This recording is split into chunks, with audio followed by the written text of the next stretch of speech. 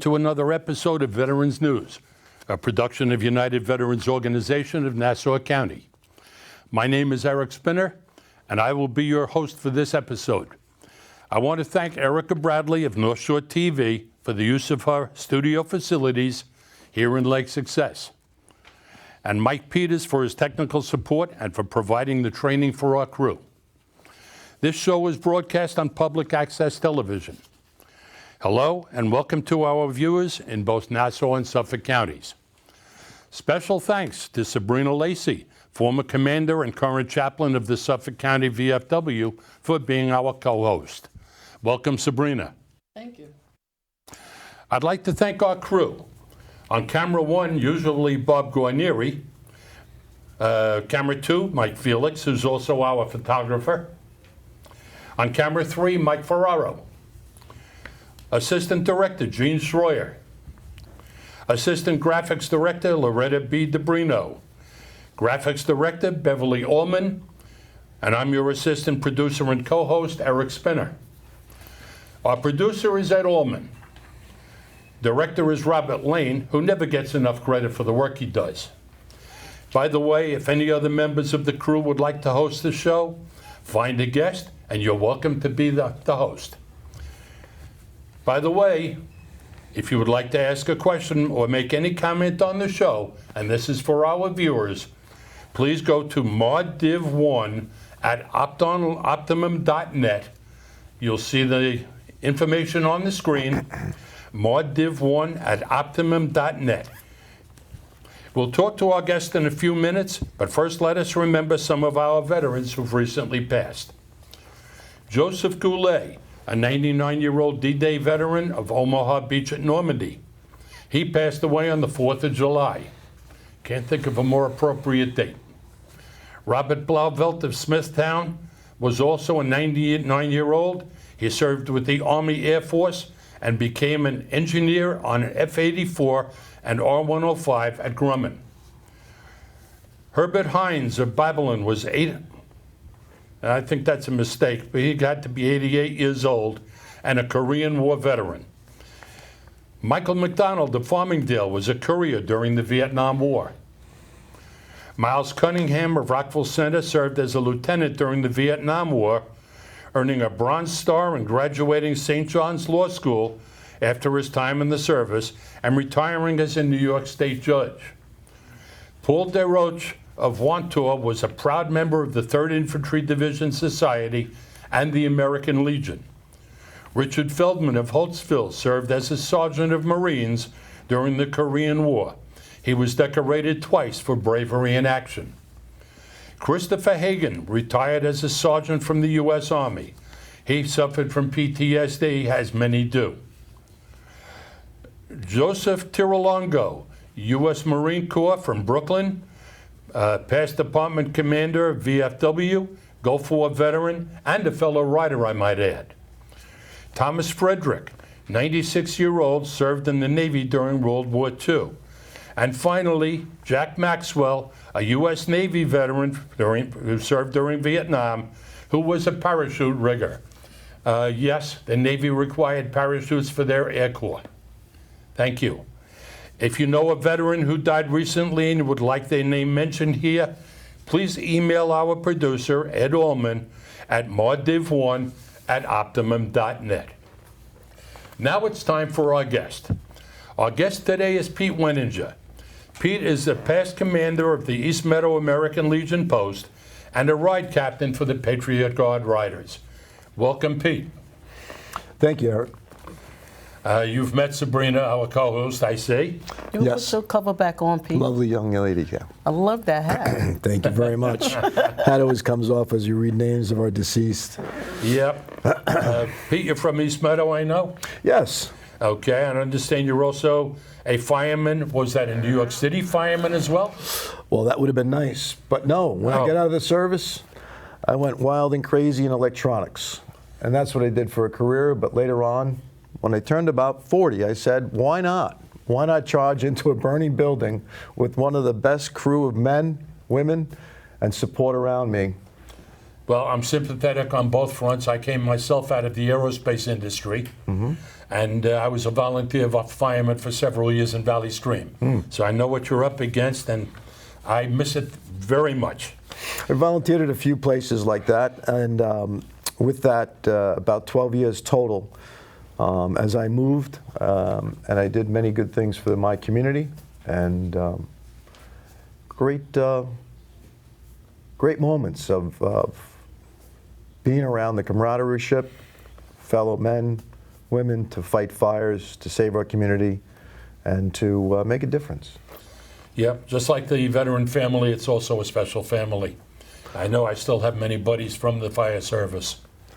You And said we you lost a lot. Yeah. How did you feel? I mean, with 911, we lost a lot. But while that was going on, you were in your community and you were volunteering at that time. And like I said to all the firemen out there, they're my heroes. All right, and thank you for sitting here today, because every time you go into one of our houses, there's no guarantee that you're going to come out. Yeah. Okay, and you're going in there when the fire is already there, and you know you may not come out. What kind of mindset do you have when you're thinking to run into a fire that's a house that's already on fire? I always want to know. Firemen are so brave. They're so strong. The men are so tenacious with their mindset to go and do the things that they do. Just give the viewers a little bit information on what is the mindset of a fireman running into fire. Well, the short answer is crazy. But all kidding aside, the mindset is in the military and in the fire service or police service, or you train. You train and you find ways of going in and attacking whatever needs to be dealt with. And when you attack it together as a team, you know that you're stronger as a team. You have support outside, you have radio, you have reinforcements, you have the tools and the trades, you have the tricks to learn how fire reacts. And with that, yes, there's adrenaline, and that's, I guess, one of the things that keeps us going, purging forward, to find, God forbid, someone still in that building, to find somebody who's still alive. And of course, to make a difference, to protect property, to protect life. EMT calls, whatever it would take. The training makes a difference. As a volunteer, Eric, it takes hours of not just book smarts to learn about theories, but also how to don your equipment on top of you, how to keep that equipment nice and clean. As a volunteer, you come back to the house and you got to start doing cleaning, even though it's 2, 3 o'clock in the morning, or in my case, I work midnights. So during the day, I'm exhausted, but you got to don that equipment, you got to clean it, and you got to make it ready for next time, because you never know when the next attack's coming in from over the hill, and you don't know when the next radio call's coming in over your pager, your phone, and of course the radio. And in addition to that, as a VFW, American Legion, a lot of our veteran organizations, we're having a hard time recruiting people. Are y'all having a hard time in the fire department? Because you need volunteers, right? There is shrinking of personnel. And the camaraderie and the friendship and the bond is something that needs to be promoted, or let people know about it. Because it is a good time, even though you're volunteering your time away from, say, your own family and friends, but now you're going to meet new family and new friends that you can count on for the rest of your life. When I needed to move, I looked at my fellow veterans and I looked at my fellow firemen, and I got them. In my younger days, yeah, I got my drinking buddies, but later on in life, I found out who really were my friends and who were readily always able to serve one another. And that's camaraderie, that's friendship, and that's family. So you're a volunteer fireman? Volunteer fireman is correct, yeah. And do you belong to any veteran organizations? So the Patriot Guard is one of the first organizations I came across. And then later on, I found my voice in the Patriot Guard. I was just driving by one of the local American Legion posts that I'd always been a member with in the national level. But as we come back from some of our missions with the Patriot Guard, we'll have lunch later on back at American Legion, back at a VFW. So, wow, I forgot. I didn't even know we had these people. They're out there. These are small buildings. These are places where you can find fellow veterans, patriots, family of veterans. Come down, see what they have to offer. Yes, there's a membership fee. Yes, there's an eligibility to be an honorably discharged veteran. You served your country. Now this is one of your community things that can serve you back. And of course, your family too. Your sons, your grandsons, your daughters, your granddaughters, your spouse, even your sister of a veteran, I thought was a really cool thing about the American Legion. And I would imagine the VFW is similar, but regardless, there's so much that can be done there for your community as a veteran. And then, of course, the community gives back to you. So, yeah, to find out about these veteran organizations was a blessing to me in my life. And the Patriot Guard was 100%. I was already a motorcycle guy. I was already doing fun things with my friends. But all of a sudden, there came across was a purpose. And that purpose was to stand. Can you tell us a little bit about the Patriot Guard? Sure. So there's many different, sorry, not different, but there's hierarchy, just like there is in the military. And of course, we have a state level that I report to, and I'll even report to someone here on Long Island that I report to, and they report to the state. So one of the things I always do is I go on the computer I have with me, and that's pgrny.org. There's one in New Jersey. There's one in Connecticut. There's one in every state that has veterans and citizens, patriots, that come along out of nowhere and out of a request from a family member of a veteran. They request our presence to make a difference for their loved one. And whether it's a welcome home, which we prefer, but God forbid, back in the day, in 2003, when we first established, right around that time, we were having some people that were protesting legally, but protesting, and there's a time and place. And we asked them nicely, this ain't the time and this ain't the place to hold up your signs of hate. And there's knuckleheads on both sides of the political arena. This just happened to be nuts from a church group that just had to have TV appearance. Don't want to talk about them, but I want to talk about the blessings of what the Patriot Guard did for every veteran we could, and of course, God forbid, killed in action. So we would ride side by side, and 2 by 2s is how our normal formation is. We would lead the procession of a funeral. God forbid it's a killed in action. And then we would stop. Should we see the protesters, we would get off our bikes and we'd expand American flags in front of them. So when the family of the person in the coffin that gave the right to protest, I mean, like, this person gave you the right to protest. The politician or the elected official, however you want to call them, they write laws on our blood. And you're disrespecting that family. You're disrespecting that person in the box by protesting their funeral. To me, that's wrong. Everyone has a personal opinion, but very nicely and respectfully, we stand for the veteran. We stand for the family. We bring out the American flags and line up. The protesters no longer show up, God. Thank God. And you know what I think the reason why they don't show up? Because, and like I say to anybody, if you join in the VFW, American Legion, any of the nonprofit organizations, there's so many. And with the rioters, like you just stated, right? Yeah. There's a group that's in Suffolk County, because I'm from Suffolk County, and I believe you're from Nassau County, right? Yes. All right. So both of the groups come together for one cause, and one cause only. Right. And if there's something that one person want to protest against because of somebody coming back, you have to realize it may not be your son or your daughter right now or your husband or wife. We're talking your great-grandkids. Because somebody's going to have to be patriotic and continue taking care of this, because I'm turning 54. Yeah.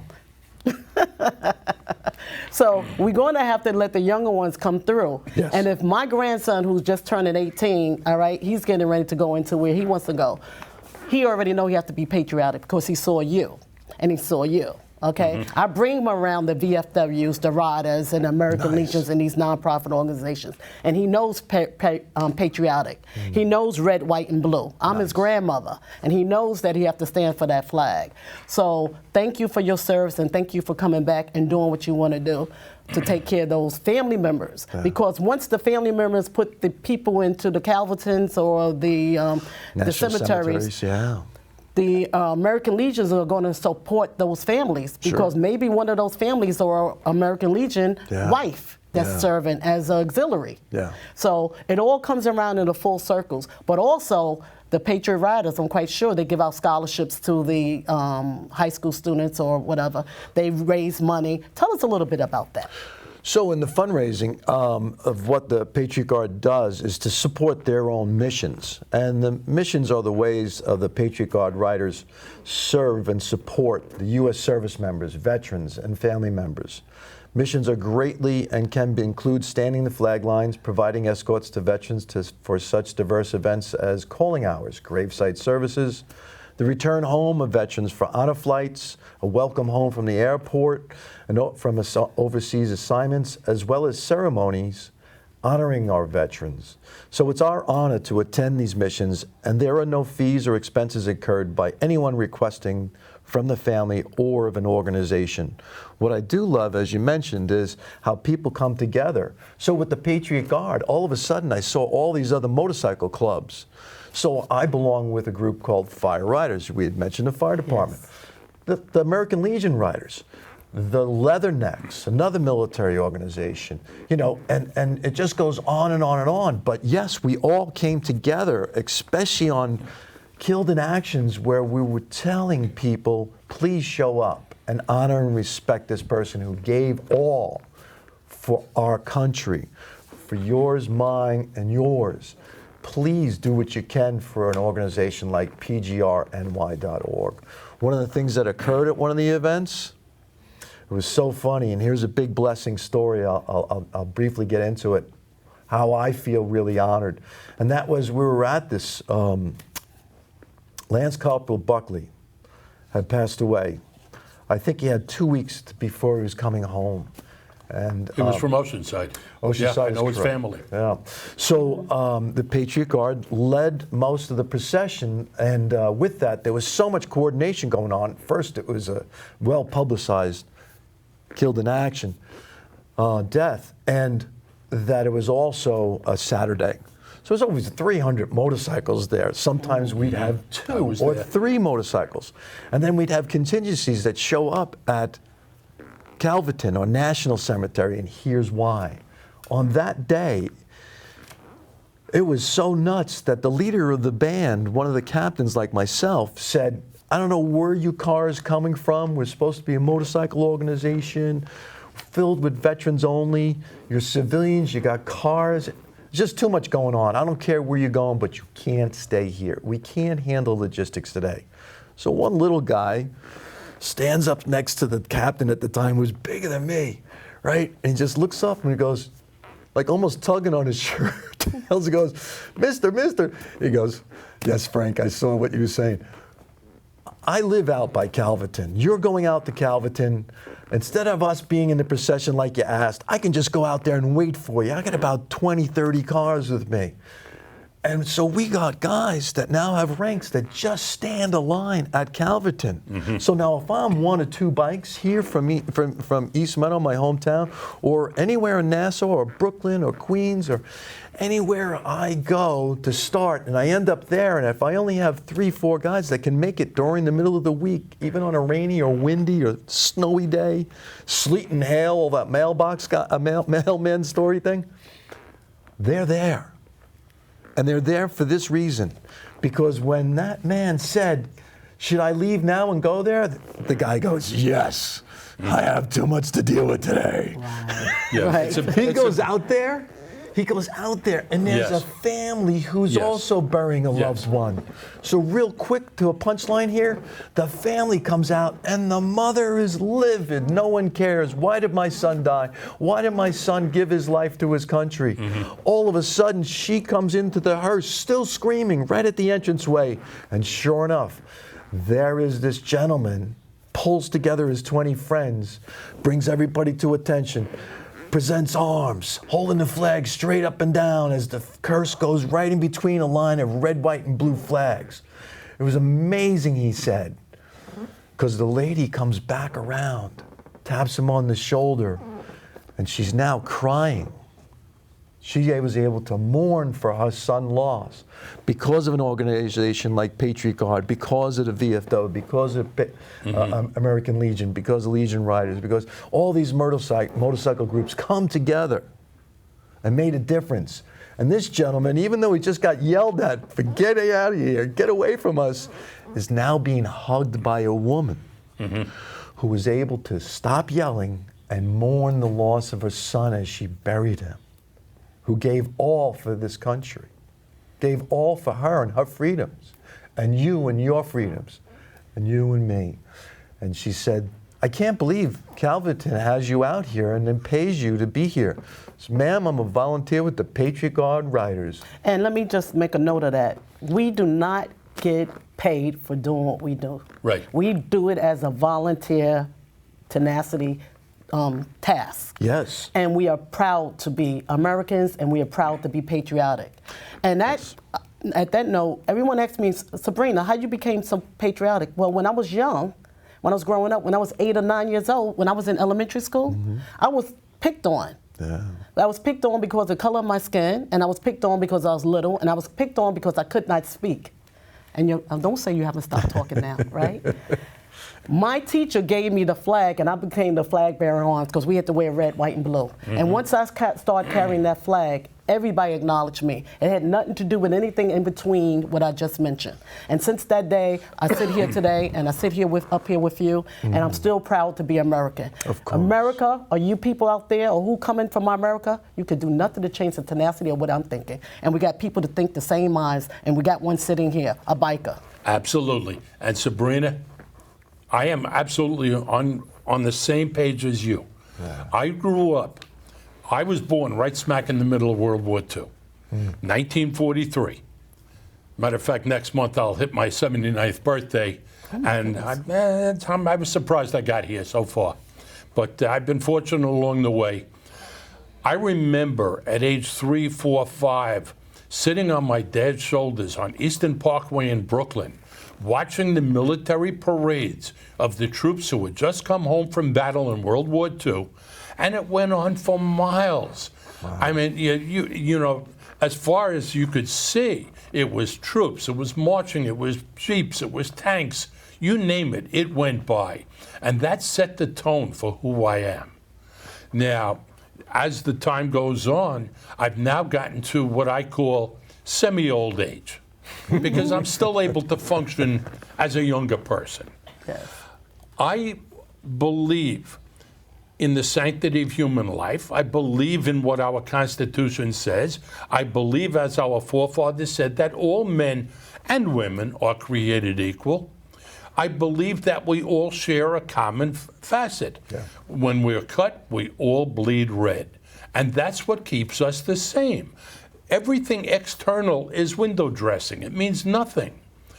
As a child, I had friends who were not like me, and I didn't know any better, and I still don't know any better because I have friends who are not like me to this day, and they're brothers and sisters. And this is what we do. Right. As Legion Riders, as Patriot Guard Riders, we are family. Yes. Yeah. We are constantly doing for the common good. We are volunteers. Not one of us gets a cent for it. And we are all very happy to do it because it makes us feel good to know that what we do is appreciated. It was what Pete mentioned. It's a family. Yes. All right? Sometimes you can't even call your regular husband or wife to tell them some of the things that you done did, like spent like $50,000 on a motorcycle. How much do they go for those Harley Davidsons? Anywhere from 20 to 40,000. Right? Depends how much bling you want on it. Pete, you know the stories, right? How many times have you heard somebody came with a new Harley Davidson and their wife did not know? Uh-huh. And how many got sold the next year? But going back to the point of why we did that, and you brought up an excellent point, it reminds me of a patch that some of our members in the Patriot Guard wear. And it shows all the emblems of the branches of service. And it's one of the reasons why you got up and you made a difference. You got up and made a difference. I was going to say, are you really that old, or am I just jealous that you got such a big parade to watch as a child? Because I know it was bigger than ever. And they may be dwindling these days, but remember, red, white, and blue is in my heart, and it's in the most of Americans. Yep. One of the things it says on the back of this patch, it says, a country that forgets its defenders is soon forgotten itself. Don't let that happen to you. Don't let that happen to your country. The other thing I need to say to my Vietnam brothers, I say this every time, welcome home. If you didn't hear it enough, welcome home, welcome home, welcome home. Remember this also. I don't care whether you like this war or that war. Most veterans don't like war. But remember this, if you had no veterans, you'd have no country. You had no veterans, you'd have no freedoms. Please remember that always. A country that's forgotten. We don't want this country forgotten. So we remember the defenders. We remember the first responders in the Patriot Guard. We remember the firemen. We go out and do the similar services for our first responders as well. Right. I want to just add to that, Pete, because I Please. get a letter in the mail to donate to the fire department, the VFW, Nice. the American Legion. Donate that to the fire department. Fill out that form and make your donation to that. And also take your kids down there, because you'll have places where you'll do training. Sure. Because you don't want your house to catch on fire. Okay, if you do the training, you have fire drills in your house, you may not have to have any problems in terms of it burning down. Because you know we don't have no wood right now. I ain't saying that. There's even a junior department. So junior firemen can come and learn a little about the fire services without getting on the trucks, without getting into any immediate danger, and they would train. But when they hit 18, they're ready to go. Yep. So great programs wherever you look to your local community fire department. As you said, your veteran groups, come on down, have some fun, join us in the parades. Yeah, Let me ask you one more question before we leave here. What would you say to someone out there who's interested in joining the Riders or the VFW, the American Legions, the AMVETS, or any nonprofit organization that we have? What is the reason behind that flag that they need to keep this going, these nonprofit organizations going, especially veterans? Eric, please. I think it's very simple. Our country is based on the camaraderie of veterans who stood together to preserve the rights of everybody in this country. We are at that point in our history today where it is even more important with what's going on in this country, with the division that has set in the past several years, that we stand together under that flag and remind our brothers and sisters and our younger generation that we didn't do all of this for nothing. And those who came before us did it because they wanted us to have a better life, and they wanted to promote what is still the best country in the world. There is none better. Now, just on a final note, I just wanted to find out, there is one difference, actually, not to find out. The American Legion Riders, in order to be a member, you need to be a member of any part of the American Legion. Okay.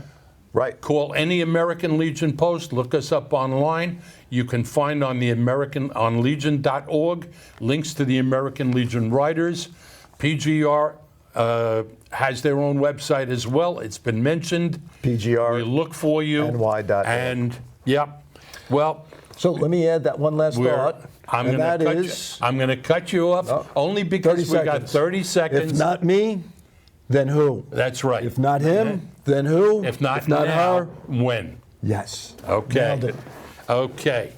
Now, that does it for this episode of Veterans News. We'll try to get more of our crew to step up to host next month. I'm Eric Spinner, and it's been a pleasure. Can the camera crew please step up and get on this side of the camera? Whoever is here, come on up.